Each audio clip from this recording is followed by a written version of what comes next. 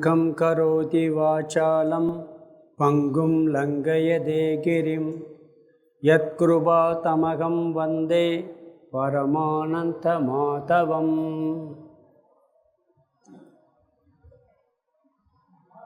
உத்தவ கீதை. நம்ம அந்தர்யோகத்தில் இப்போ உத்தவ கீதைக்கு பொருள் பார்த்துக்கிட்டு இருக்கோம். இது 57வது அந்தர்யோகம். இப்போ நடக்கிறது 57வது அந்தர்யோகம். இந்த ஆசிரமத்தில் 57வது அந்தர்யோகம் நடந்துக்கிட்டு இருக்கு. முதல்ல ஒரு 19 அந்தர்யோகத்தில் பகவத்கீதையினுடைய சாரத்தை பார்த்தோம். பிறகு உத்தவ கீதைக்கு பொருள் பார்த்துக்கிட்டு இருக்கோம். இடையில் பக்தியை பற்றி, பிறகு சத்சங்கம் பற்றி, தியானம் பற்றியெல்லாம் சில கருத்துக்கள் அந்தர்யோகத்தில் பார்த்துருக்கோம். இப்போ உத்தவ கீதையில் இன்றைக்கி 2 செக்ஷன்லேயுமே உத்தவ கீதைக்கு பொருள் பார்க்க போகிறோம். இது பாகவதத்தில் 11வது ஸ்கந்தம். இப்போ நம்ம பார்த்துக்கிட்டு இருக்கிறது பாகவதம் 11வது ஸ்கந்தம் 12வது அத்தியாயம். உத்தவ கீதையை எடுத்துக்கிட்டால் 7வது அத்தியாயம். அதில் முதல் 5 அத்தியாயம் வேறையாக வரும். பிறகு தான் உத்தவ கீதை ஆரம்பிக்குது. நம்ம இப்போ ஏற்கனவே ஒரு 10 ஸ்லோகம் வரைக்கும் பார்த்துருக்கோம். இப்போ அதனுடைய தொடர்ச்சியை இப்போ பார்க்கணும். உத்தவ கீதைங்கிறது பகவான் கிருஷ்ணரால் உத்தவருக்கு அருளப்பட்டது. பகவத்கீதை எப்படி முக்கியமோ அதே மாதிரி உத்தவ கீதை ரொம்ப முக்கியம். உத்தவ கீதையில் கீதையை விட இன்னும் அதிகமான கருத்துக்கள் வருது. ஆக்சுவலாக பொதுவாக பாகவதம் படித்தாலே புண்ணியம்பாங்க. பாகவதம் படித்தாலே அதில் ஒரு பலன் கிடைக்குதும்பாங்க. அந்த பாகவதத்துக்குள்ளே வர்றது தான் இந்த உத்தவ கீதை. இதில் பாகவதத்தில் அந்த 11வது ஸ்கந்தம் 6வது அத்தியாயம் ஆரம்பிக்குது உத்தவ கீதை. முதல் 5 அத்தியாயம் வேறு. அதில் அந்த 6வது அத்தியாயத்தில் முழுசாக கதை தான் வந்துச்சு. கலி தர்மம். அதில் யது வம்சம் அழிகிறத பற்றியெல்லாம் சொன்னார். தன்னுடைய வம்சம் அழிய போகுதுன்னு சொல்கிறார். கிருஷ்ண பரமாத்மாவே சொல்கிறார். ஏன்னா எதுவுமே நிலை இல்லைங்கிற கருத்தை அவரே சொல்கிறார்.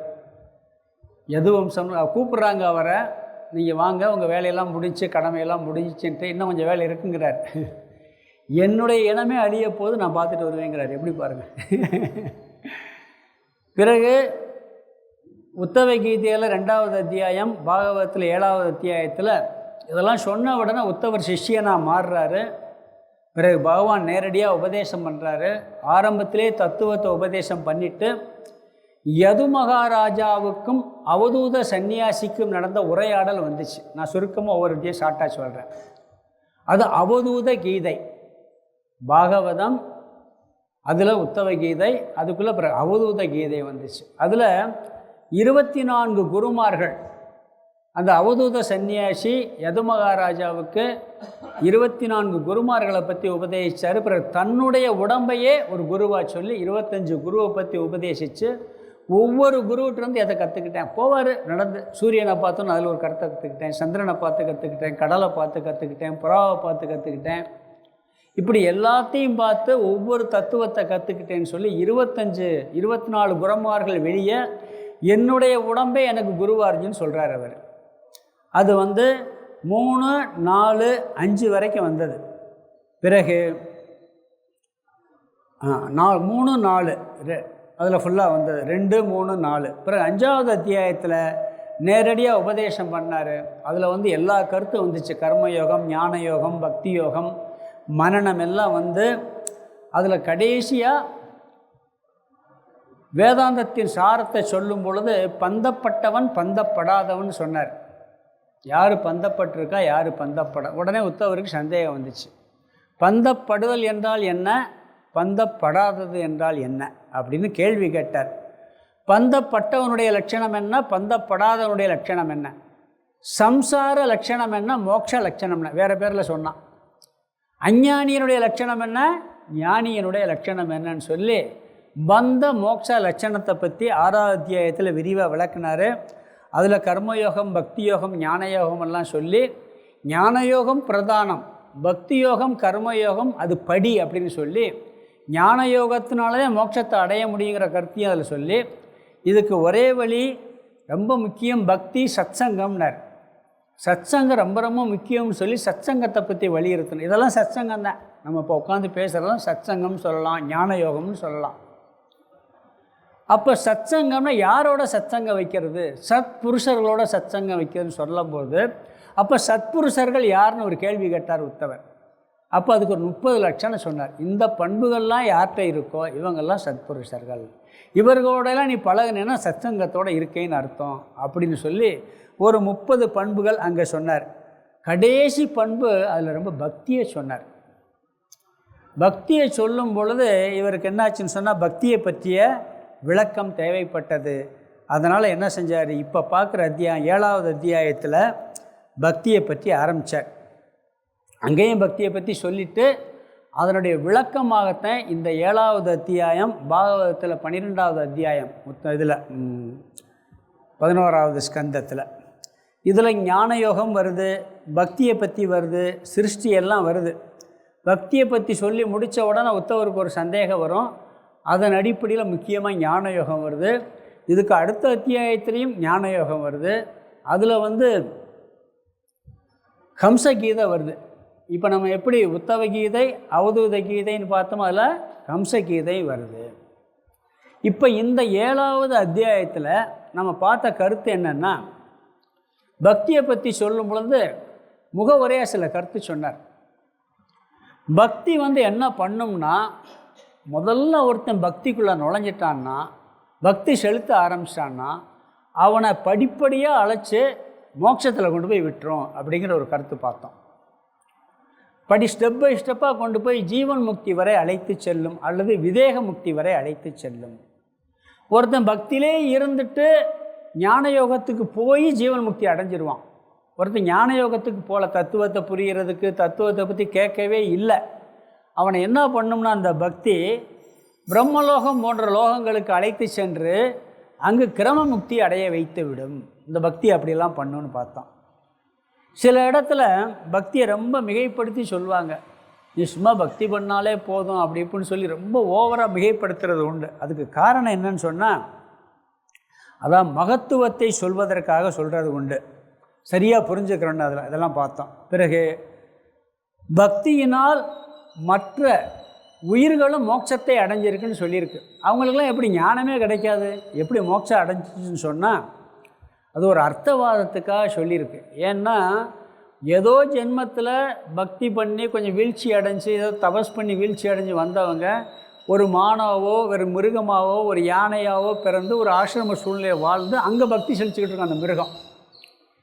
அதுக்கு பிறகு அடுத்த ஜென்மம் அதுக்கு நல்லது அமையும். இதெல்லாம் ஒரு அர்த்தவாதம். இப்படியெல்லாம் கூட நிறைய கதைகள்லாம் வருது அப்படின்னு பார்த்தோம். இதெல்லாம் ஒரு முகவரியாக பார்த்துட்டு பிறகு அதில் ஒரு முக்கியமான கருத்து சொன்னார். 1வது ஸ்லோகம் 2வது ஸ்லோகத்தில், நீ என்ன வேணாலும் சாதனை பண்ணு, என்ன வேணாலும் சாதனை பண்ணு, ஆனால் பக்தி இல்லைன்னு சொன்னால் அது உன்னை பகவானிடம் அழைத்து செல்லாது. சில அரக்கர்கள்லாம் தவம் பண்ணுறாங்க, அவங்கள மேலே தவம் பண்ண முடியுமா நம்ம? அதெல்லாம் எதுக்கு? சக்திக்காக பண்ணுறது, ஆற்றலுக்காக. அதெல்லாம் கடவுள்கிட்ட அழைத்து செல்லாது, மோட்சத்துக்கு அழைத்து செல்லாது. எது பண்ணுனாலும் பக்தி ஊடுருவி இருக்க வேண்டும். இப்போ கல்யாணம்னா அந்த மஞ்சக்கயிறு தாலி முக்கியம். உள்ளே இருக்கக்கூடிய அதில் சிவன் படம் போட்டது இருக்கும். அதுக்குள்ளே ஒவ்வொரு சமுதாயத்துக்கும் ஒவ்வொரு அங்கம் இருக்குது. அந்த தாலி கயிற்றுல கயிறுலாம் என்ன செய்ய முடியும்? அது மாதிரி நீ என்ன வேணால் ஒரு லிஸ்ட்டு போட்டு சொன்னார். நிறைய ஒரு லிஸ்ட்டு போட்டு சொல்லி நீ எவ்வளோ வேணாலும் பண்ணாலும் பக்தி இல்லாட்டி அது உன்னை அழைத்து செல்லாது.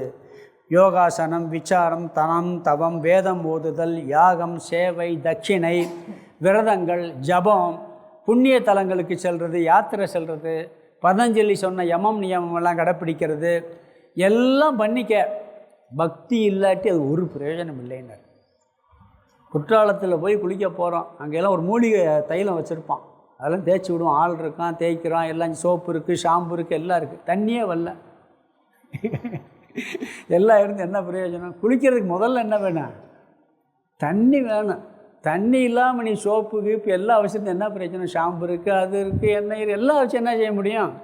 அது மாதிரி பக்தி இல்லாமல் நீ 1000 ஜபம், தியானம் எல்லாம் என்ன வேணாலும் பண்ண, ஆனால் பக்தி ஊடுருவலைன்னா ஒரு பிரயோஜனம் இல்லை அப்படின்னார். பிறகு இந்த பக்தியினால் நற்கதி அடைந்தவர்கள் பட்டியெல்லாம் வரிசையை போட்டு சொன்னார். தேவர்களில் யாரெல்லாம் பக்தி பண்ணி மேலே போனாங்க? அசுரர்கள், யக்ஷர்கள், கந்தர்வர்கள், நாகலோக பெண்கள், மிருகங்கள், பறவைகள்னு சொல்லி ஒரு லிஸ்டெல்லாம் போட்டு வரிசையாக சொல்லி, பிறகு மனித பிறவியிலேயே கீழான பிறவி எடுத்தாலும் கூட பக்தி செலுத்தி மோட்சம் அடைஞ்சிருக்கான்னு ஒரு லிஸ்ட்டு சொன்னார்.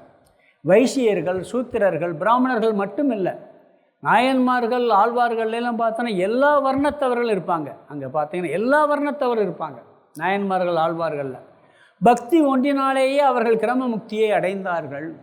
அதனால் எல்லாருக்கும் பக்தி இருந்தால் மோட்சத்தை அடைய முடியும். அசுரர்கள் பற்றியெல்லாம் சொன்னார். அதில் பிரகலாதனும் அசுர இனத்தை சேர்ந்தவன் தெரியுமா? பிரகலாதன் அசுர இனம். அவன் பக்தியினாலே மோட்சத்தை அடைஞ்சான் அப்படின்னு சொல்லி நிறையா சொல்லி, பிறகு மற்ற உயிரினங்கள், சுக்ரீவன் யார்? குரங்கினம். அனுமன் யார்? குரங்கினம். ஜடாயு பறவைகள். மகாபாரதத்தில் ஒரு மாமிச கடைக்கார மோட்சத்தை அடைஞ்ச கதை வருது. உத்தவ கீதையிலே ஒரு வேசி பெண் பக்தியினால் மோட்சம் உத்தவ கீதையிலே பார்த்துருக்கோம். அந்த அவதூத கீதையில் ஒரு பெண்ணை வச்சு நான் இதை அடைஞ்சிக்கிட்டேன்னு சொல்கிறாப்புல. குணங்கள் மற்ற எல்லாம் எப்படித்தான் மோசமாக இருந்தாலும் கூட நீ பக்தி ஒன்றினால் மேலே வர முடியும் என்ற கருத்து முக்கியமாக சொல்லி அதில் லிஸ்ட்டு போட்டு கடைசியில் எங்கே முடித்தார் தெரியுமா? கோபியர்கள்ட்ட முடித்தார். எங்கே? கோபியர்கள் பக்தியினாலேயே, பக்தி ஒன்றினாலேயே என்னை அடைந்தார்கள் சொல்லி அவங்க பக்தியை ரொம்ப உயர்வாக சொன்னார். நம்ம இங்கே தான் பார்த்து நிற்கிறோம். சாஸ்திரம் படிக்கலை, ஒரு சாஸ்திரம் தெரியாது அவங்களுக்கு. ஒரு சுலோகம் சொன்னால் தெரியுமா? ஒரு பாட்டு படிக்க சொன்னால் தெரியுமா? ஆண்டாள் கூட நிறையா பாட்டு படித்தாப்புல. அவங்களுக்கு ஒன்றும் தெரியாது, எதுவுமே தெரியாது. எந்த சாதனைகளும், சாஸ்திரத்தில் சொன்ன எந்த சாதனைகளையும் கோபியர்கள் செய்யவே இல்லை. பெரிய சாதனை செய்யலை, ஆனால் பக்தியினாலேயே பகவானை அடைந்தார்கள். அதில் பக்தியின் மகத்துவத்தை எல்லாம் சொல்லி, கோபியர்களை பற்றி சிறப்பாக சொல்லி, அவங்க எப்படியெல்லாம் பண்ணி இதை அடைஞ்சார்கள்னு சொல்லி நம்ம சுலோகம் பார்த்துக்கிட்டு இருக்கோம். அதில் 10வது சுலோகத்துலேருந்து 13வது சுலோகம் வரைக்கும் கோபியர்கள் பக்தி. 10வது சுலோகம் போன கிளாஸில் ஆரம்பித்து பார்த்தோம். இந்த பக்தியின் அளவுகோல் என்னன்னு எப்படி தெரிஞ்சுக்கிறதுன்னா, பக்தி மட்டும் இல்லை, ஒரு பொருள் மேலே உங்களுக்கு பற்று இருக்குதுன்னு வச்சுக்கிறோமே, அந்த பற்று எவ்வளவு இருக்குதுன்னு எப்படி கண்டுபிடிக்கிறது? பக்தியும் வச்சுக்கலாம், பொருள், உலகம், மற்றவர்களாக இருந்தால் பற்றுன்னு பேர், அது பகவான் மேலே இருந்தால் பக்தின்னு பேர். அந்த பக்தியின் அளவுகோல் அல்லது பற்றின் அளவுகோல் எப்படி தெரிஞ்சுக்கிறதுனா, அந்த பொருளுக்காகவோ அந்த ஒருத்தருக்காக நீங்கள் எவ்வளவு தியாகம் பண்ணுறீங்களோ அதை வச்சு அளவுகோல் சொல்லலாம். பிறகு அது இல்லாட்டி எவ்வளோ கஷ்டப்படுறீங்களோ அதை வச்சு அந்த அளவு சொல்லலாம். அந்த பொருள் இருந்தால் சந்தோஷம், இல்லாட்டி எவ்வளவு துக்கம் அதிகமாக இருந்தால் ரொம்ப பற்று இருக்குன்னு அர்த்தம். ஒவ்வொன்றா பார்க்கலாம். பிறகு அந்த பொருள்னால் நம்மளுக்கு எவ்வளோ சந்தோஷங்கிறத வச்சு அந்த பற்றின் அளவுகோலை பார்க்கலாம். பிறகு அந்த பொருளோடு இருக்கும் பொழுது டைம் போகிறதே தெரியலை. இந்த 4 விஷயம் பக்தியை பற்றியுடைய அளவுகோலை தெரிவிக்கும். காலத்தை மறந்த நிலைன்னு சொல்லி 4 அம்சம் இருக்குது. இதில் நம்ம 3 அம்சத்தை பார்த்தோம். கிருஷ்ண பரமாத்மா குழந்தை பருவமாக இருக்கும்போது கோபியரோடு இருந்து அவங்கள அழைச்சிட்டு போகிறாங்க. எங்கே? அவருடைய நகரத்துக்கு அழைச்சிட்டு போகிறாங்க. அவங்கெல்லாம் அப்போ பக்தியினால் எவ்வளவு துன்பத்தை அடைந்தார்கள் அப்படிங்கிறத அவர் சொல்கிறார். அதில் முதல் என்னன்னு சொன்னால், அதாவது ஒரு பொருள் மீது பற்று இருந்தால் அந்த பொருளுக்காக நாம் எவ்வளவு தியாகத்தை செய்கிறோம். இவர்கள் எல்லாத்தையும் மறந்து எல்லாத்தையும் விட்டுட்டு இருந்தாங்க. பகவான் கூட அவ்வளோ ஒரு பக்தியோடு இருந்தாங்க. இப்போ நம்ம ஒரு கடைக்கே போகிறோம், ஒரு பொருள் மேலே பற்று வருது, வாங்கணும்னு பற்று வருது. அந்த பொருளை பார்த்து அதை வாங்கணும்னு ஆசைப்பட்டோம்னு வச்சுக்கோங்க, காசை பார்க்க மாட்டோம். சரி எவ்வளோ நாள் வாங்கிடலாம் அப்படி நினச்சா என்ன அர்த்தம்? அந்த பொருள் மேலே பற்று இருக்குன்னு அர்த்தம். சரி விலை கூட இருக்குது வேணாம்னு நினச்சா என்ன அர்த்தம்? பணத்து மேலே பற்று வந்துடுச்சு, பொருள் மேலே பற்று இல்லைன்னு அர்த்தம். அப்போ அதுக்கு எவ்வளவு நாளும் தியாகம் பண்ண தயாராக இருந்தால் அதில் பற்று ஜாஸ்தியாக இருக்குன்னு அர்த்தம். இவங்க தன்னுடைய வாழ்க்கையவே தியாகம் பண்ணாங்க. அதனால் அந்த தியாகம் பகவானுக்காக இவங்களுக்கு அதிகமாக இருந்ததுனால அது இவங்கள் பக்தியில் ரொம்ப மேலோங்கி இருந்தார்கள் சொல்லுவாங்க. 2வது அளவுகோல் என்னன்னா, அந்த பொருள் இல்லைன்னு வச்சுக்கோங்க, என்ன ஆகும்? ரொம்ப துக்கம் வந்துடும், துயரம். சாதாரணமாக ஒரு 100 வயசு வீட்டில் ஒருத்தருக்கு ஆகிப்போச்சு, அவர் இறந்து போயிட்டார், சும்மா பேருக்கு அழுவோம். அதே இது நம்மளுக்கு ரொம்ப வேண்டிய உயிருக்குயிராக இருக்க போயிட்டு எப்படி இருக்கும், உயரத்தை மயக்கம் போட்டுருவாங்களே இல்லையா? அப்போ அந்த பொருள் நம்மளிடம் இல்லாத போது எவ்வளவு துயரம் வருகிறது என்பது அந்த பொருள் மீது உள்ள பற்றை பொறுத்திருக்கு. சாதாரண வீட்டில் ஒரு பொருள் திறந்து போச்சுன்னா அழுவோமா? நகை தொலைஞ்சி போச்சுன்னா எவ்வளோ துக்கம் வருது? ஏன்னா அந்த பொருள் மேலே பற்று ஜாஸ்தியாக இருக்குது. துயரத்தின் அளவுகோலை வைத்து பற்றை நிர்ணயிக்கலாம். இங்கே கோபியர்கள் பகவான் போனவொன்னு அப்படி துயரப்பட்டாங்களாம். அவங்களுக்கு துயரத்தை அளவிடவே முடியலையா, அப்படி ஒரு துயரம் அவங்களுக்கு இருந்தது. அப்போ துயரத்தை வச்சும் நம்ம பக்தியை கணக்கிடலாம். யாரை ரொம்ப நேசிக்கிறோமோ அவங்கெல்லாம் நம்மளோட போயிட்டு எப்படி இருக்கும், ரொம்ப பிரிவாக இருக்கும். சில நேரம் என்ன பண்ணுவாங்கன்னா சும்மா பேருக்கு அழுகிறது, சங்கடப்படுவாங்கன்ட்டு. துக்க வீட்டுக்கெல்லாம் போவோம், அழுகலைன்னா மற்றவங்க கோவிச்சுக்குருவாங்கன்ட்டு அழுகிறதெல்லாம் இருக்குது. ஆனால் உண்மையான பக்தி இருந்தால் என்ன ஆகும், அது மயக்கம் வர்ற அளவுக்கு வந்துடும். இது இரண்டாவது அளவுகோல். பிறகு மூணாவது எப்படின்னா, அது எவ்வளவு நம்மளுக்கு இன்பத்தை கொடுக்கிறது. அந்த பொருள் இருந்தால் நம்மளுக்கு சந்தோஷம். அந்த பொருள்னால் மற்றதை விட அந்த பொருள்னால் நம்ம அதிகமாக சுகத்தை அனுபவித்தோம்னா அதில் பற்று இருக்குன்னு அர்த்தம். அந்த பொருளுக்காக நாம் எவ்வளவு தியாகம் செய்கின்றோம், அந்த பொருள் இல்லாவிட்டால் எவ்வளவு துயரப்படுகின்றோம், அந்த பொருளினால் எவ்வளவு இன்பத்தை அனுபவிக்கின்றோம் என்பதை வைத்து பக்தியினுடைய அளவுகோலை வைக்கலாம். பகவானுக்காக எவ்வளவு தியாகம் பண்ணுறோம், நேரத்தை தியாகம் பண்ணுறோமா? நம்ம என்ன பண்ணுவோம், ஒன்றும் இல்லை, வேறு வழியே இல்லைன்னா கோயில் போவோம். இருக்கா இல்லையா? எவ்வளவு நம்ம டயத்தை தியாகம் பண்ணி, நேரத்தை தியாகம் பண்ணி, பொருளை தியாகம் பண்ணுறோமோ அதை வச்சு பக்தியின் அளவுகோல். கோயிலுக்கு போகலன்னா துக்கம் வருதுன்னு வச்சுக்கோங்க, அதுவும் அளவுகோல். காந்தி கூட சொல்கிறார், சாப்பிடாமல் கூட இருந்துருவேன், ஜபம் பண்ணாமல் இருக்க முடியாது, எனக்கு அவ்வளோ கஷ்டமாக இருக்க முடியாது. ஏன்னா ஜபத்தின் மேலே அவ்வளவு பக்தி. அது ராமநாம ஜபம் தான் பண்ணுவாராம் அவர். அப்போ அது பண்ணும்போது எவ்வளோ சந்தோஷம் கிடைக்குது. இதை வச்சு பக்தியின் அளவுகோல். இது எல்லாம் யாருக்கு இருந்ததுன்னு சொன்னால் கோபியர்களுக்கு இருந்தது. இவங்களுக்கு அவர் குழந்தையாக இருக்கும்போதே அவதாரம்னு தெரிஞ்சிருச்சு. அதனால் அவதாரம்னு மட்டும் தெரியும்.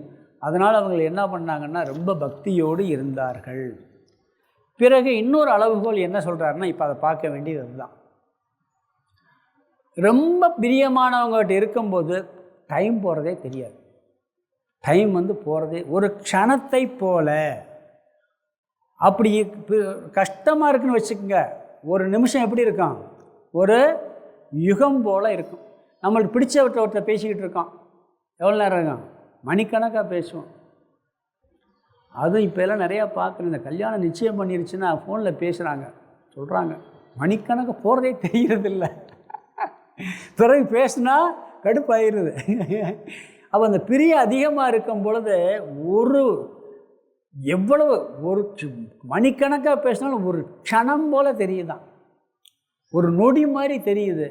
ஐயோ சீக்கிரம் போயிடுச்சேன்ட்டு. வகுப்பு கூட அப்படித்தான்.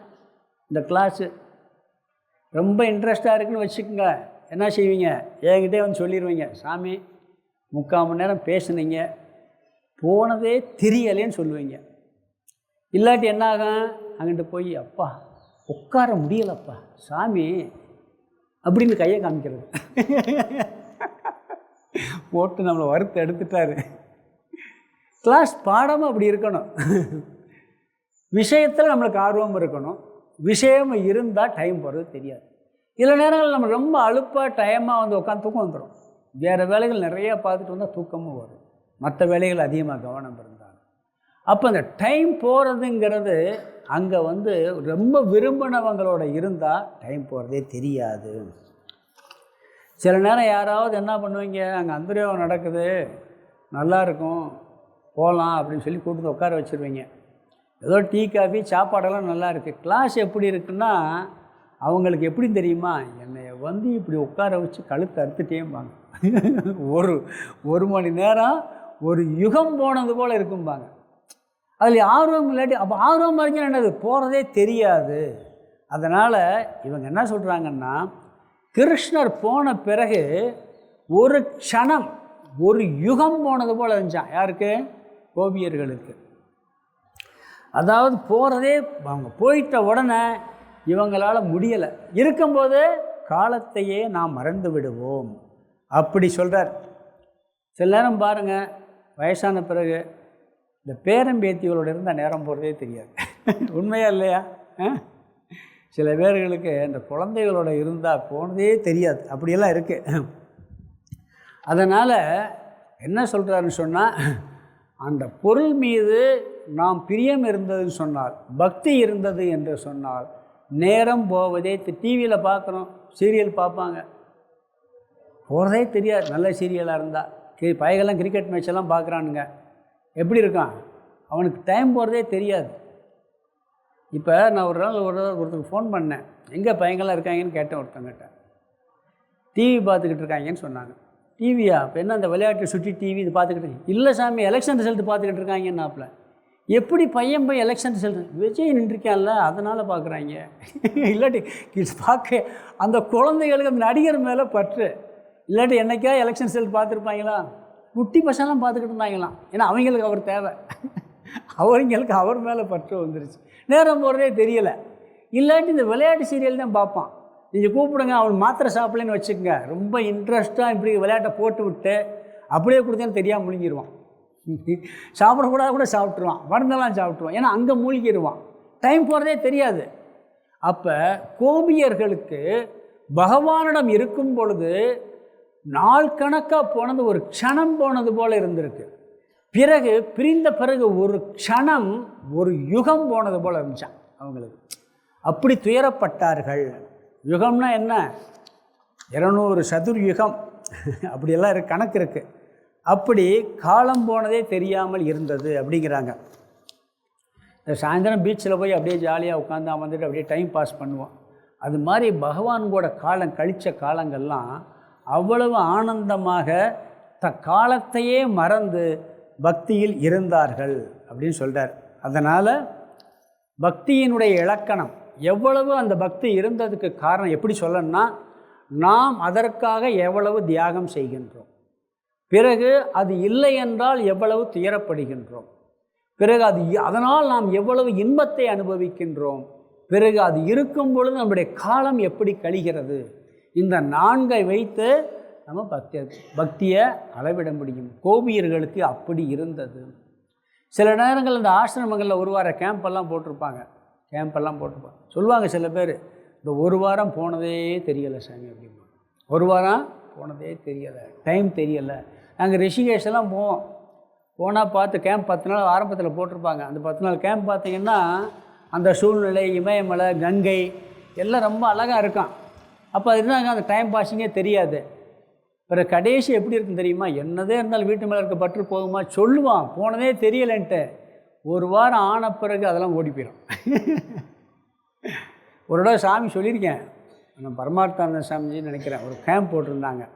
அருமையான சூழல், இயற்கை சூழல், அங்கே சாப்பாடு அருமையான சாப்பாடு, படுக்க வசதி, ரூம்பு எல்லாமே இருந்தது. சாமி இங்கே எங்களை விட்டு போகவே மனசே இல்லை, இங்கே இருந்தது. பூரா வயசானவங்க, இத்தனைக்கு ரொம்ப இல்லை, எல்லாம் கடமையெல்லாம் முடித்தவங்க தான்.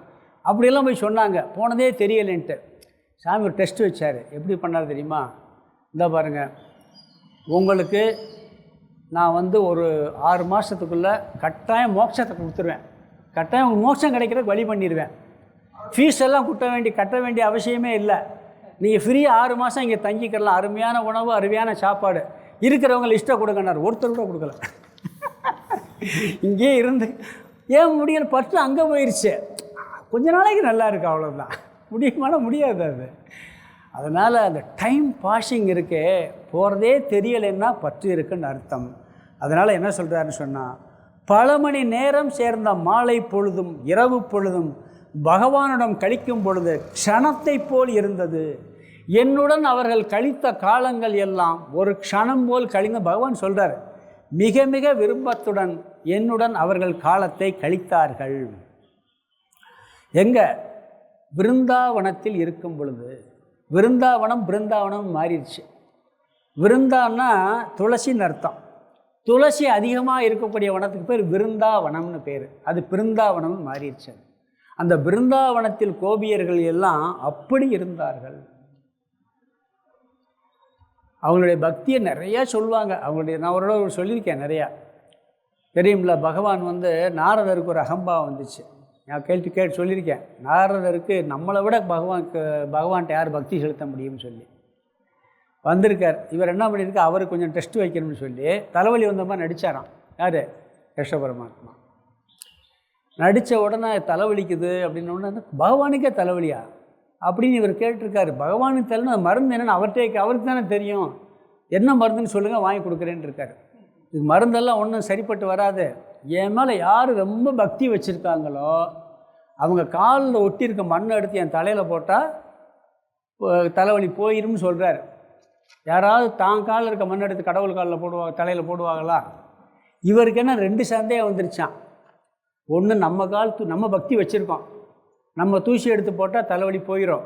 ஒருவேளை போகலன்னா பக்தி இல்லைன்னு ஆகி போகும்ல. பகவான் பக்தி இல்லைன்னு நினச்சிருவாரா இல்லையா? அதனால் ஒரு சந்தேகம் அவங்களுக்கு. பிறகு என்ன பண்ணார், பிறகு இன்னொன்று என்னென்னா, நம்ம கால் தூசி எடுத்து கடவுள் தலையில் போட்டால் பாவம் இல்லையா? அவர் கால் நம்ம தலையில் படலாம், நம்ம கால் கடவுள் காலில் தலையில் படலாமா? இந்த பாவத்தை எங்கோ கழிக்கிறது. 2 விஷயம் அவர் சந்தேகம் வந்துருச்சு. சரி, யாருதான் கொடுப்பா, அவர்கிட்டே கேட்போம்னு சொல்லி அவர்கிட்டே கேட்டிருக்காங்க.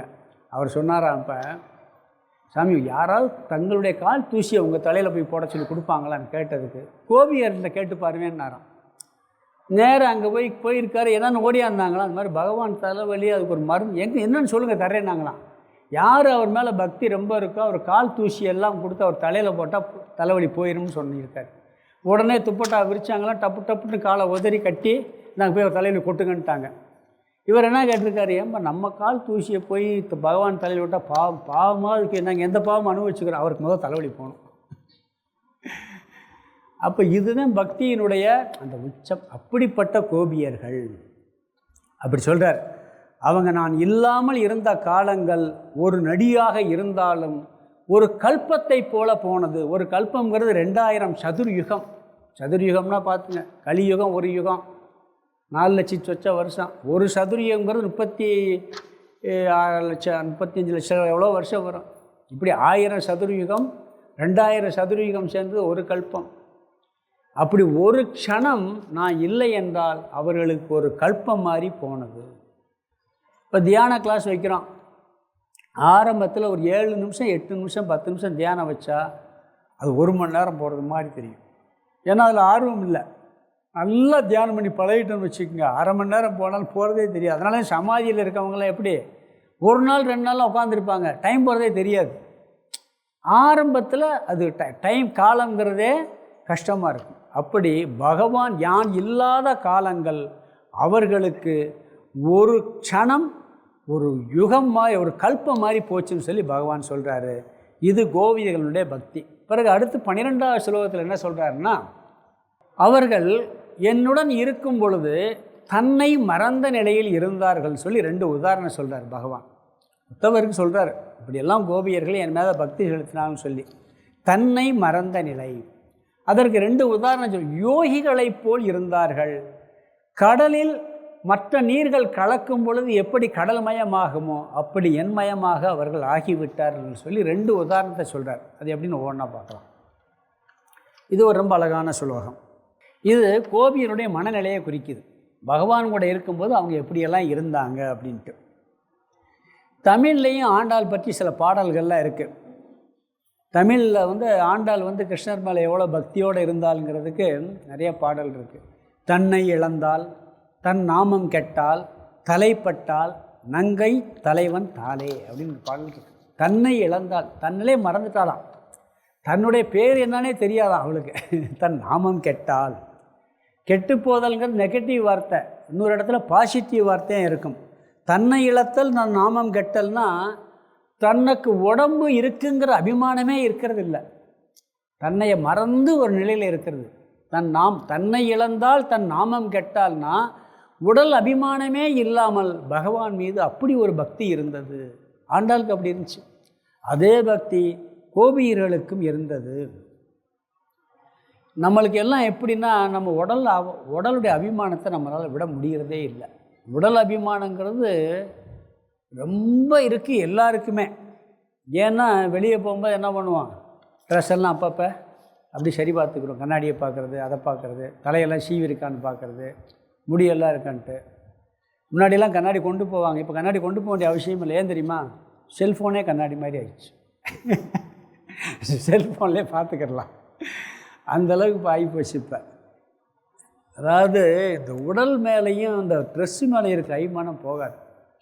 சாமிகிட்ட வரமா 20 வருஷம் வேதாந்தம் படித்தாங்க. அந்த அம்மா சொன்ன வார்த்தை என்னென்னா, சாமி நான் 20 வருஷம் வேதாந்தம் படிச்சுட்டேன், ஆனால் இந்த ட்ரெஸ்ஸு மேலே இருக்க அய்மானம் மட்டும் எனக்கு போகவே மாட்டேங்குது. நான் கடைக்கு ஒரு சேலை எடுக்கலான்ட்டு போவேன், ஆனால் 5 சேலை எடுத்துகிட்டு வந்துடுவேன். இந்த சேலை மேலே இருக்க அய்மானம் போயிடுச்சு, எனக்கு மோட்சம் கிடச்சிருச்சு சாமி அப்படிங்குது. அந்த ஒரு அபிமானம் போக மாட்டேங்குது, வந்துடுது. அப்படி மக்களுக்கு எல்லாத்துக்கும் அப்படி வந்துடுது.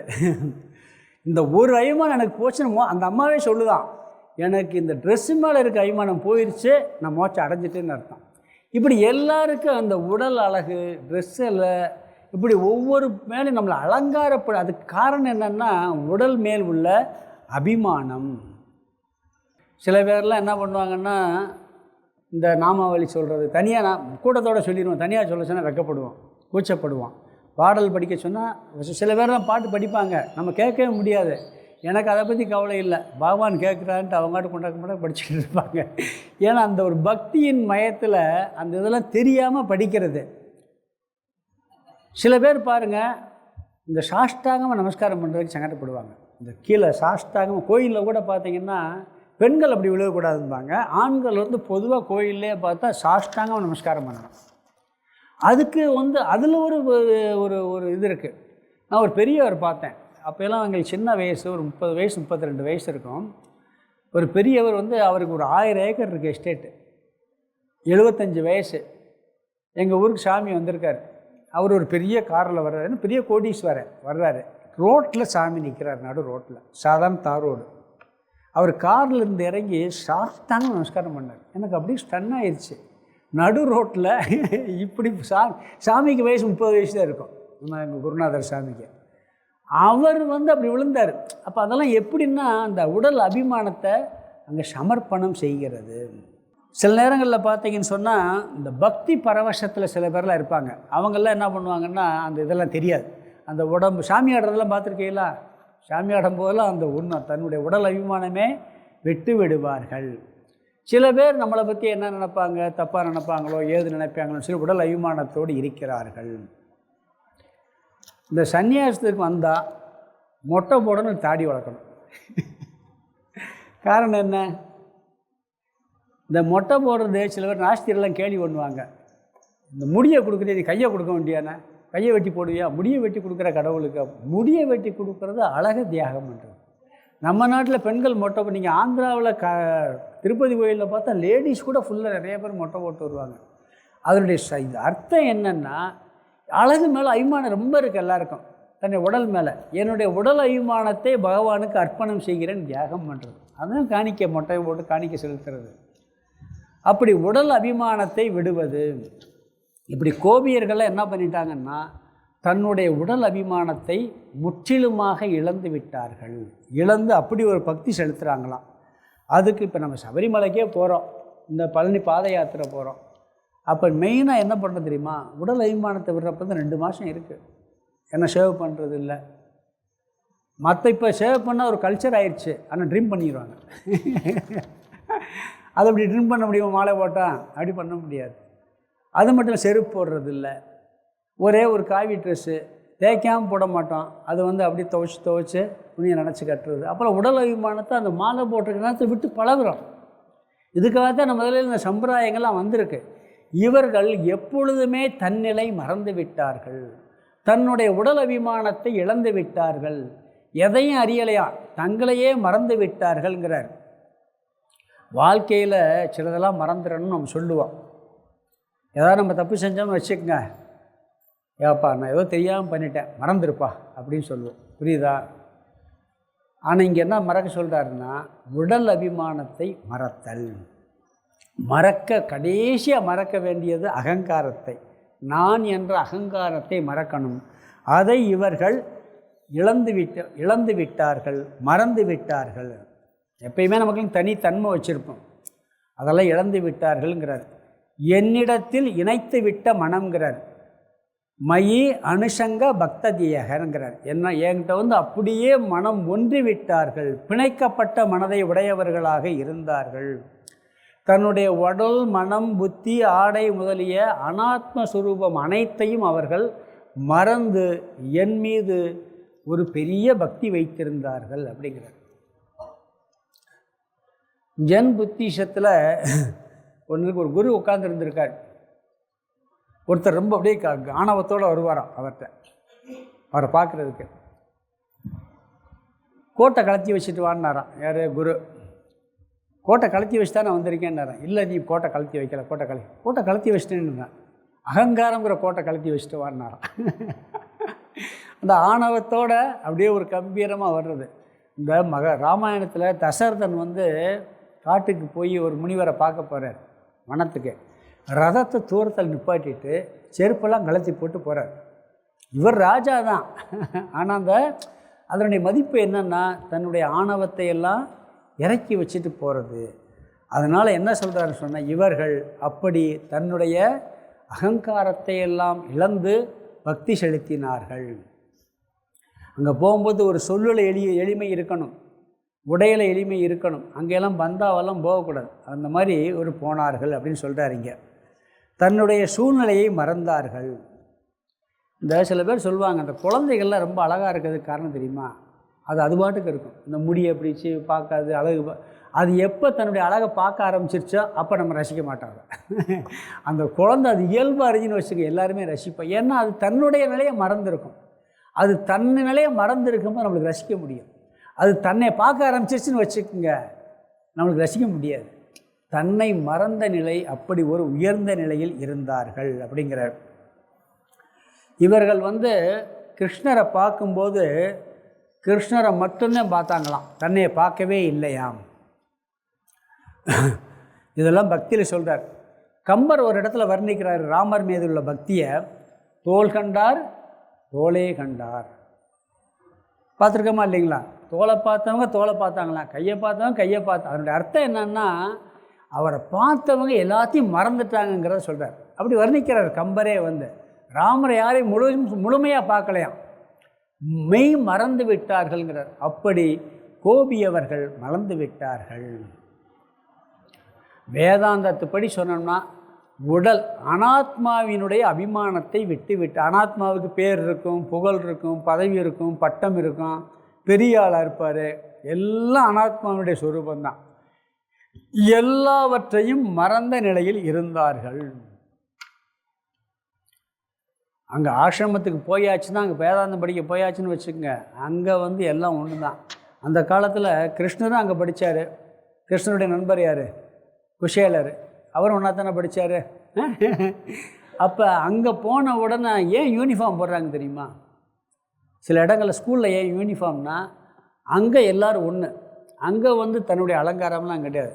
நீங்கள் திருப்பராயத்துறையில் பார்த்தீங்கன்னா காக்கி சட்டை காக்கி ட்ரௌசர் யூனிஃபார்ம், காக்கி சட்டை காக்கி ட்ரௌசர். அந்த பாத்ரூம்லாம் க்ளீன் பண்ணணும், எல்லாம் பாத்ரூம்லாம் க்ளீன் பண்ணணும். அங்கே எல்லோரும் அங்கே படிக்கிற பையங்களை 3/4 கோடி நல்ல வசதியான வீட்டு பிள்ளைய. சித்பவானந்தர் என்ன, அவரும் பெரிய வசதியாக இருந்தவர். அவர் வந்து பெரிய ராயல் ஃபேமிலி. அங்கே ஏன் பண்ணார்னா, அங்கே ஆசிரமத்துக்குன்னு வந்தாச்சுன்னா அந்த அபிமானத்தில் விட்டுறணும். நான் பெரிய ஆள், நான் பெரிய இடத்து பிள்ளை எல்லாம். இவர் என்ன பண்ணிட்டார், வந்து இப்படி வச்சுன்னு புதுசாக சில பேர் சேர்ந்த உடனே பாத்ரூம் கழுவு விடுவார். வாரத்துக்கு ஷிஃப்ட் இருக்குது, டாய்லெட் கழுவுறதெல்லாம் அந்த பையன் கழுவணும். இதோட என்ன பண்ணிட்டார், கழுவு விட்டோன்னு இந்த பையங்களுக்கு என்னடா நம்ம எவ்வளோ பெரிய கோடீஸ்வரர் வீட்டு பிள்ளை, நம்மளை போய் ஒரு பாத்ரூம் கழுவு விடுறாருன்னு சொல்லி வீட்டுக்கு லெட்டர் எழுதிட்டாங்க. எப்படி தெரியுங்களா? நாங்கள் வந்து ஸ்வீப்பர் வேலை பார்க்க இங்கே வரல, படிக்கத்தான் வந்திருக்கோம், நீங்கள் என்ன எங்களை இதுக்கு அனுப்பிச்சிங்கன்னு அப்பாவுக்கு அனுப்பிச்சிட்டாங்க. அவங்க அங்கேருந்து சாமிக்கு வந்து நாங்கள் எங்கள் பையங்களை படிக்கத்தான் அனுப்பிச்சோம், இதுக்கு அனுப்பலை அப்படின்னு சொல்லி அவங்க ஒரு லெட்டர் போட்டாங்க. இவர் என்ன பண்ணியிருக்கார், அடுத்த நாள் அந்த பாத்ரூம் போய் வெளியே ஒரு வாளியை பக்கெட்டி வச்சு நின்றுட்டாராம் சித்பவானந்தர் தலைவர் சாமி. நின்றுக்கிட்டு அந்த ஷிஃப்ட் வரும்ல, நீங்கள் யாரும் இவர் ஒருத்தன் பாத்ரூம் போய் ஒருவே கழுவிட்டு வருவாராம் பிராத்தியம். எல்லாம் பார்த்து என்னடா எவ்வளோ பெரிய சாமி இவரே கழுவுறாருன்ட்டு ஒரு மன்னிப்பு கேட்டாங்களாம். அங்கே வந்தால் தன்னுடைய அபிமானத்தை விட்டுவிடு. கோபியர்கள் அப்படி பகவானிடம் இருக்கும் பொழுது தன்னுடைய நிலையையெல்லாம் மறந்து அவர்கள் விட்டார்கள். இதற்கு 2 உதாரணம் சொல்கிறார்.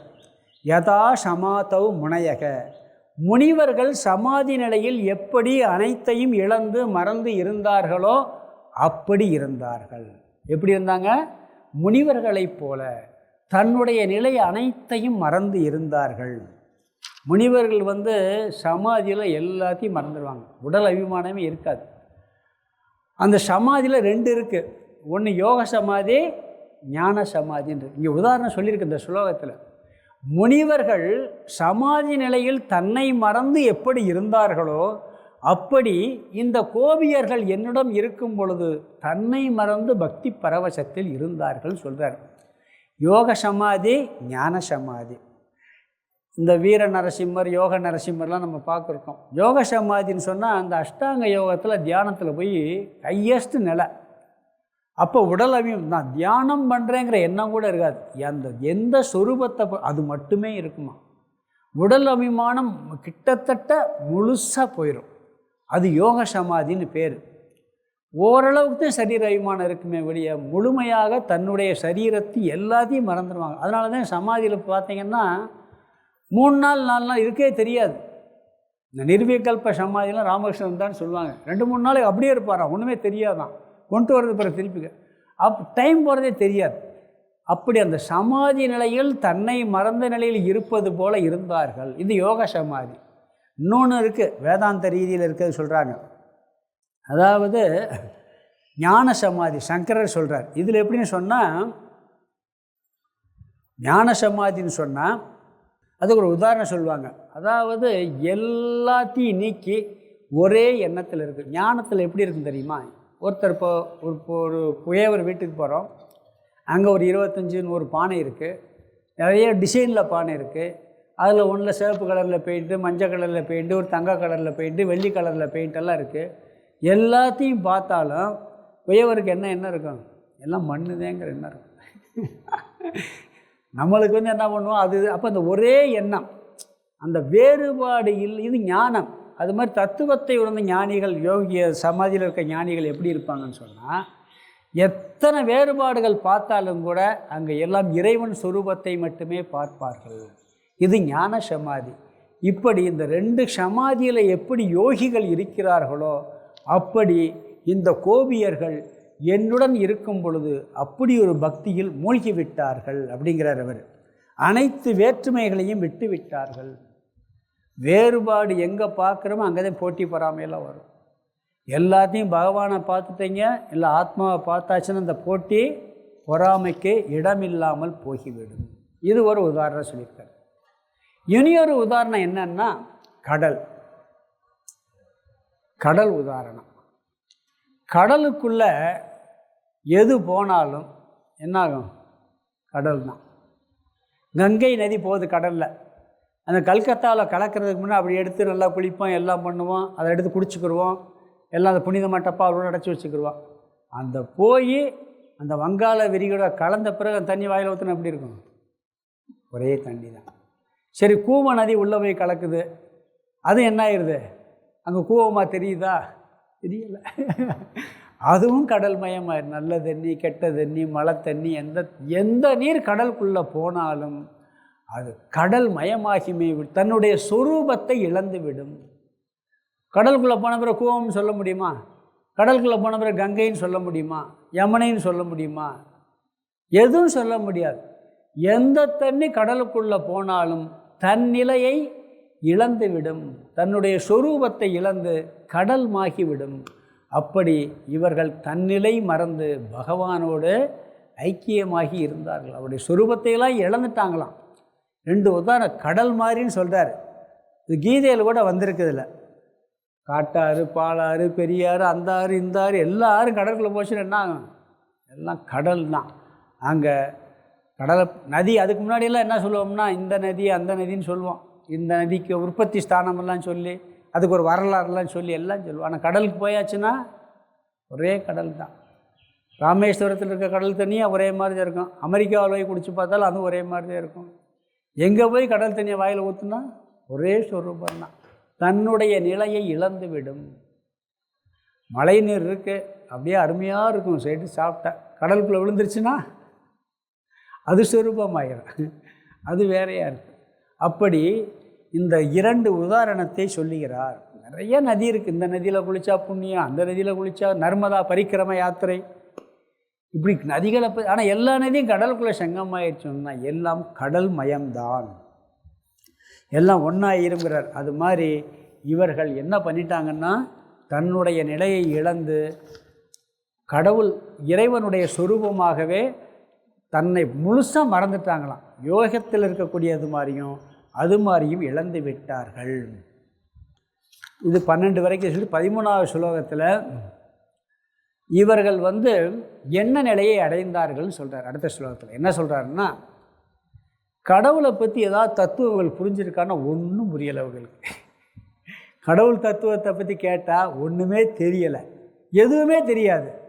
ஆனால் என் மேலே இப்படி ஒரு பக்தி இருந்ததுனால அவர்கள் என்ன பலனை அடைந்தார்கள், கிரம முக்தியை அடைந்தார்கள் சொல்லி 13வது ஸ்லோகத்தில் சொல்கிறார். இதை நம்ம அடுத்த செக்ஷனில் என்னுடைய தொடர்ச்சியை பார்க்கலாம். ஓம் பூர்ணமத பூர்ணமிதம் பூர்ணாத் பூர்ணமுதச்யதே பூர்ணஸ்ய பூர்ணமாதாய பூர்ணமேவாவசிஷ்யதே. ஓம் சாந்தி சாந்தி சாந்தி. ஹரிஹி ஓம் ஆதிகுருநாத சுவாமிக்கு ஜெய்.